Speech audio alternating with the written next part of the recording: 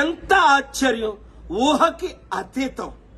Delhi high court judge Yashwant Varma ఇంట్లో అగ్గి పట్టింది.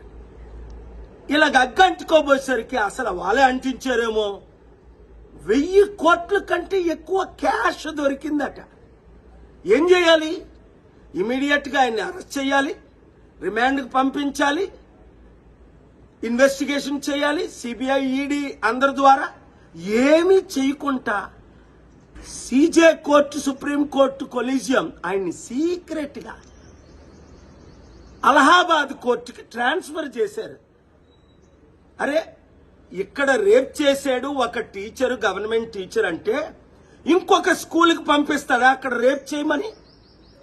ఇంత దారుణమా జ్యుడిషియర్? అందుకే నేను ప్రిపేర్ చేసిన పిల్లు, వీళ్ళు మైలార్డు ప్రభులు కాదు జడ్జిలు, వీళ్ళకి ఇమ్యూనిటీ ఉండకూడదు.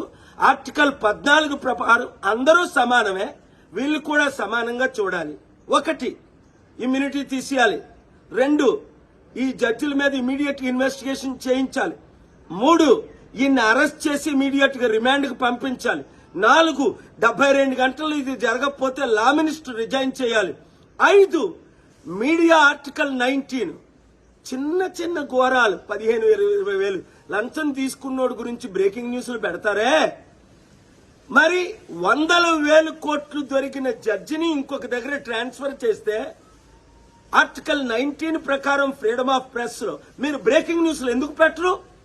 ఎందుకు ఈ జడ్జిని వర్మనా, ఓహో వాడనా, వాళ్ళ తాలూకానా, పెద్ద హైకోర్టు జడ్జనా? దేశం సర్వనాశనం అవ్వకూడదంటే ఇప్పుడు నేను మాట్లాడిన మాటలు డెమోక్రసీని కాపాడదామన్నవారు, జ్యుడిషియర్ని కాపాడదామన్నవారు, దేశాన్ని కాపాడదామన్నవారు బ్రేకింగ్ న్యూస్లు పెట్టి ఈ వీడియో నరేంద్ర మోదీ ప్రధానమంత్రి గారి దగ్గరికి వెళ్ళినంత వరకు, లా మినిస్టర్ రిజైన్ చేసినంత వరకు, ఈ జడ్జి అరెస్ట్ అయినంత వరకు చట్టాన్ని కాపాడదాం, దేశాన్ని రక్షిద్దాం. వీడియో అందరికీ షేర్ చేయండి.